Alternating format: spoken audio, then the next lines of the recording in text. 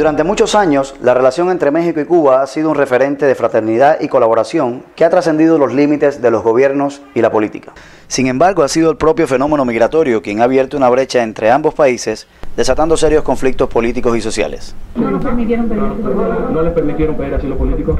Dice que ustedes solo dijeron que eran razones económicas. ¿Eso es cierto?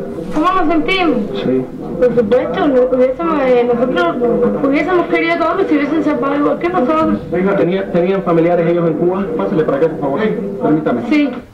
En aquel entonces se vivía una situación muy especial en cuanto a las relaciones de México con el mundo, porque estaba transformándose México en su política exterior hacia una mayor integración con Estados Unidos, fundamentalmente a través del Tratado de Libre Comercio, que habría de entrar en vigor en enero de 1994.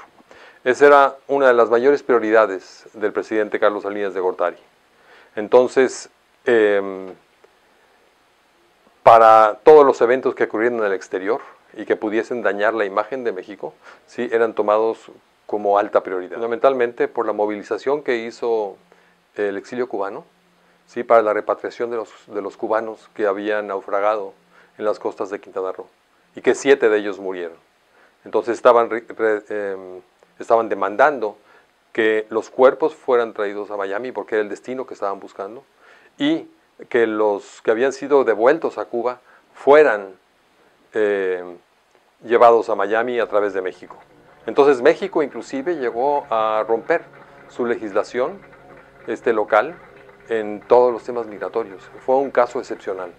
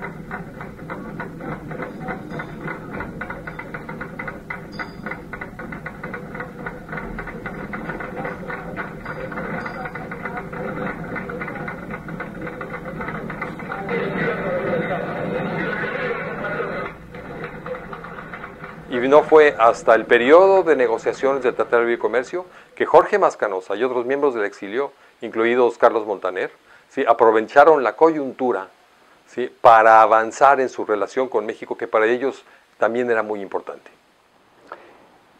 La reunión con Salinas fue muy interesante porque nos contó la reunión que él había tenido con Fidel Castro, creo que en Islas Mujeres o en una de esos pequeños territorios del Caribe, donde él había convocado una reunión junto con Felipe González, Carlos Andrés Pérez, que entonces era presidente de Venezuela, César Gaviria, que era presidente de Colombia, no me acuerdo quién más estaba, había alguien más importante, además de Felipe González también, y trataron de ayudar a Fidel Castro a pasar el momento de la crisis provocada por la falta del subsidio soviético, que había desaparecido el subsidio soviético. Entonces me dijo Salinas de Gortari, que le parecía sorprendente la actitud de Fidel Castro, que era un tipo absolutamente cerrado a ningún tipo de evolución política y que cuando ellos le habían dicho que querían ayudarlo para que se produjera un cambio sin sangre y sin violencia, él dijo que no había ningún interés en ningún tipo de cambio y que realmente lo que estaban diciendo los presidentes en ese momento que estaban reunidos con él era el mismo discurso de la Agencia Central de Inteligencia. Y en ese momento el gobierno cubano era muy débil. Y es posible que esa debilidad se haya reflejado en que cedieron y devolvieron a los cubanos para que pudieran venir. Y yo sí creo que es muy probable que la Fundación haya hecho esa gestión.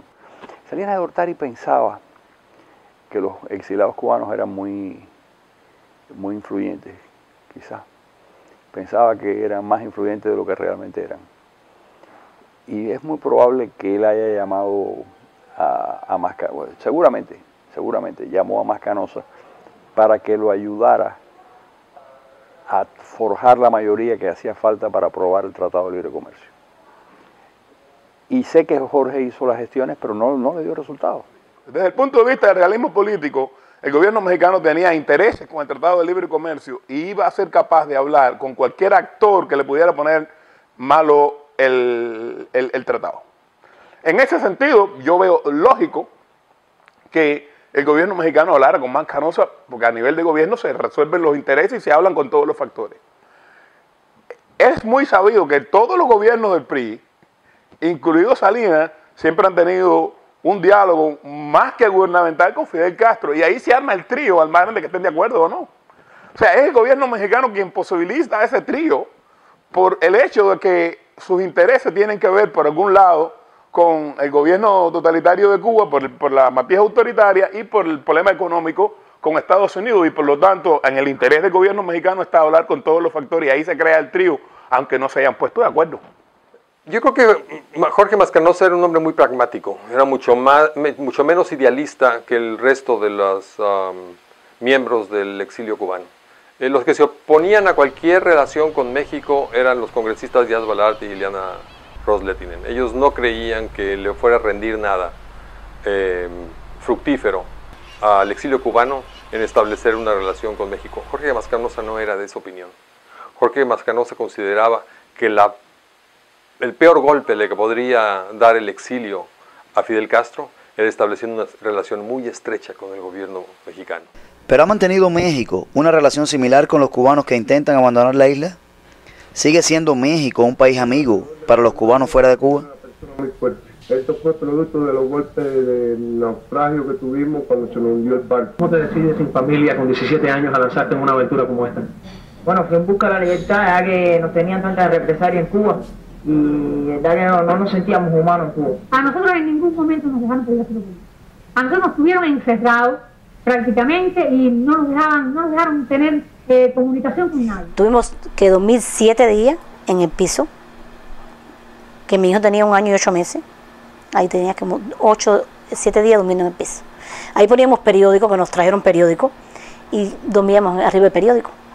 No nos dejaron salir fuera de la puerta a buscar nada, no nos permitían comunicarnos con nadie, inclusive habían periodistas, habían personas que se acercaban por la ventana y nos gritaban para que nosotros, y si nos veían parar en la ventana, nos quitaban, no nos permitían.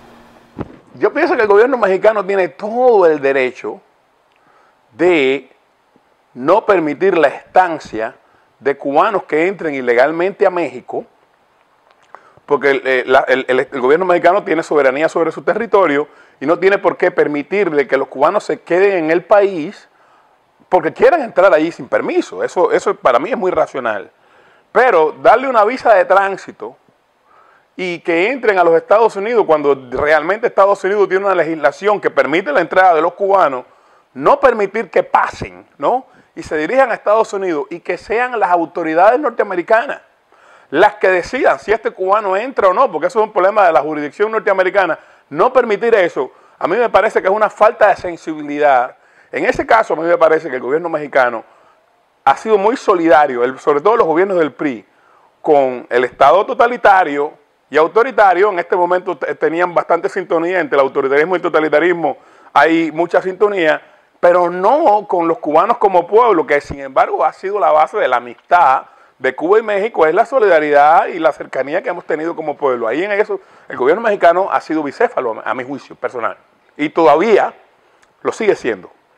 La política yo creo que se ha hecho mucho más pragmática, en el sentido de existe migración cubana a México, sí existe y se le acepta, y pueden llegar a desarrollarse como familias en México. Entonces yo creo que hay un mayor pragmatismo en esta relación. Yo creo que los tiempos son diferentes y que paulatinamente esto va a seguir el camino de una reforma lenta, pero segura hacia la mayor apertura de Cuba al mundo.